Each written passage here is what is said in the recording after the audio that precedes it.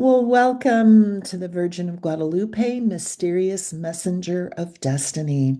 My name is Stephanie Georgieff, and I will be your presenter through this entire course. So I want to warmly welcome all of you and congratulate you on your choice for, in what I consider one of the explorations of a lifetime. And we're going to introduce this subject and introduce you to Our Lady of Guadalupe. Now, throughout this 15 session course, some of the courses, some of the modules will have handouts, and these are basically designed to supplement the topic. Some of the topics are, as you're going to come to appreciate, rather complex. And for those of you who are not completely familiar with this wonderful subject, I didn't want to go into a lot of explanations and digressions. I did want to stay on topic. So, whenever there is some sort of expansion on some concepts, I did include that. In this module, you are receiving a very detailed bibliography with some resources. I highly suggest you explore at least some of them, particularly the online resources. So, without further ado, my name is Stephanie Georgieff, and I'm so pleased that you have decided to join me on this exploration of the Virgin of Guadalupe, mysterious messenger of destiny, and you will come to see why I gave this title to this series. Now, the Virgin of Guadalupe of Mexico is one of the most beloved images of the Virgin Mary in the world. And this is not an understatement. In fact, the yearly visits to this shrine actually outnumber visits to the Vatican. And when you consider the Vatican, especially the art collections and that incredible complex and all the amazing works of art, that there are more people that come to see this image of the Virgin Mary, it says something. And this has really been true throughout the centuries. She's an extraordinarily popular and beloved image. Now, why I say the word image, that's very purposeful. This is not an icon. This is not a painting. This is not a photograph. This is an image that was imprinted onto cactus fiber, and the fiber garment of the native peasant is called a tilma. So you'll often see and hear this image reflected as a tilma. And her image has been in public view since December 12th, 1531. And the nature of this image defies earthly explanation in spite of centuries of scientific studies. And every so often, particularly in the first few centuries since this apparition, different groups of clergy, of Vatican representatives, of scientists using the methods and technologies of the day, they could not figure out what this was. And the modern explorations are mind-blowing, to say the least. So we can't call this a picture. It is an image, and it is a miracle. Now, this 15-part series will explore every aspect of the image of the Virgin of Guadalupe. We're going to look at everything. And this is the new cathedral. It's the Basilica of Our Lady of Guadalupe in Mexico City. And it stands next to the older basilica that's literally sinking. So they decided to build a new one, which actually is better because, as you can see, there's a lot of people that want to see this image, and the way they've designed this basilica is really, really good engineering, but it also facilitates the most people possible to witness Our Lady of Guadalupe. And what we're going to look at is from various different perspectives. We're going to look from the historical to the metaphysical and the esoteric significance of the Virgin of the Americas. That's what she's called. We're going to look at scientific studies. We're going to look at anthropology, which is extraordinarily important. We're going to look at Nahuatl, which was the native cosmology of the time and why she was so significant and so inspiring to the natives. And we're also going to look at this through the lens of anthroposophy.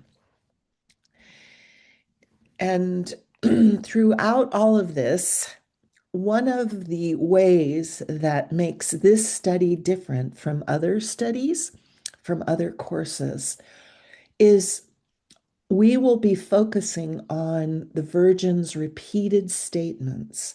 There's so many ways to look at this incredible image. I call it the never-ending story. It's really amazing. I wrote a book on this subject in the early 2020s. And I can tell you, preparing for this course, I have explored more to the point where I'm going to have to write a new book. It's just an inexhaustive study. But what we will be focusing on that makes this a little special is we're going to focus on the things that she says to Juan Diego repeatedly. And there are two statements that are really quite profound. And one of them is she is always asking Juan, and Juan Diego is the name of the native that witnessed these apparitions and whose tilma her image imprinted on over his chest. And she asks him every time they encounter, "Where are you going?" And then she says, "Build me a temple." Okay, so those are two statements which are very meaningful, specific to Juan. But I also think these are statements that she made to all of humanity from that point forward. And when we look at these statements, we notice that Guadalupe's purpose takes on a cosmic message for the destiny of humanity. Now, the Virgin of Guadalupe, Mysterious Messenger of Destiny, will also cover many topics not always explored by religious historians or clergy. Now, if you do a simple search, either on AI or Google or however, you will come up with a plethora of books, and they're all good, all of them. But we're going to take a little bit, we're going to build on that, but we're going to go a little bit different in terms of what has already been done. We're going to look at the esoteric history. And esoteric means hidden and non-physical. But esoteric history shapes exoteric history or physical and documented history. So we're going to look at esoteric history, not only from the point of anthroposophy and esoteric Christianity, but we're also going to look at the esoteric history of the natives of the day and how that relates to where humanity was at the time of the apparitions, but also, quote, where we are going, unquote. We're going to look at the Nikan Mapahoa. And the Nikan Mapahoa is the epic poem that was written in Nahuatl And I will do a review in English, no problem, but I do give you a copy and references so that you can look at this from different language perspectives. But we're going to look at this in terms of how the narrative unfolds. And that's what the Nikam Mapahoa tells us.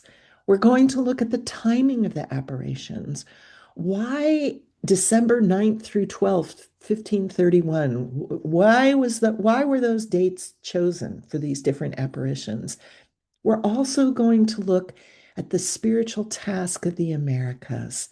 And this is a profound, profound topic, especially during our current era when there are so many changes and baffling occurrences going on in the Americas. What is all of that about? And how does this refer and reflect and carry out the spiritual task of the Americas? And we're going to look at what Guadalupe means to our modern times and our future collectively, not just in the Americas, but collectively. We're going to explore the profound symbolism in every aspect of this image. And what's interesting is you can see in this image of the Virgin of Guadalupe, and I highly suggest getting an image of the original. This is an image of the original. There are many copies, which are all beautiful, but you really need an original. And you can notice just by casually glancing at it, this woman is standing in front of a corona of sun rays. She has a turquoise blue mantle, and you can't really see it in this distance, but there are stars on her mantle, and there are unique flowers on her dress. And it looks sort of like bullhorns, but actually that's a crescent moon. And there's this very unusual angel at the bottom, and he's holding in one hand a corner of her mantle, and the other he's holding a corner of her dress. And you can see it from here. There's a fold in the center which shows that her knee is bent, and this indicates that she's actually dancing. And her head is bowed to the side. She has hair parted in the middle, and she has her hands, in front of her chest. And beneath that, it looks like some ribbons coming down, but actually, that's a black sash that's around her waist. And the natives of the day were a people of image. They were a people of symbolism, where the Spaniards were the people of the word. They were very much into the text. So we're going to look at every aspect of this image from the perspective of both the natives as well as the Spaniards. We're going to look at every aspect of the dress, every single aspect of the dress. We're going to look at the mantle. What's so unusual about that? We're going to look at the angel because everything in this image is purposeful. And the angel, while is kind of unusual looking, and at the bottom, he's got a lot of symbolism involved in him. We're going to look at the corona. What does that mean? And we're going to look at the eyes of the Virgin. And the eyes of the Virgin are the most recent, unique, gobsmacking scientific explorations, which really show that this image is an absolute miracle. There is no way that this was painted as a method of propaganda to cow the natives. This image is a miracle, and the eyes will show that. Now, in ways never before, we're going to look at that has been presented wonderfully. I do not want to slam my fellow Guadalupans, but we're going to look at it a little bit differently. And that's why this course is present, because we're going to look at it a little differently than any scholar or religious professional. So, I am so looking forward to sharing all of this with you. I wanted to give you a little bit about myself. My name is Stephanie Georgieff, and I am an author and a podcaster. My podcast is The Black Madonna Speaks, and I often delve into the topic of what I call the mestizo Madonna, the Virgin of Guadalupe, which I am very open about that she is one of my absolute top favorite virgins of the Virgin Mary, the expression of the Virgin Mary. So make sure for each module to download your handouts. They have been carefully designed by me, and they are going to be a wonderful addition to all of the explorations we are going on in these next modules. So until our next session, I wish you many blessings on your journey.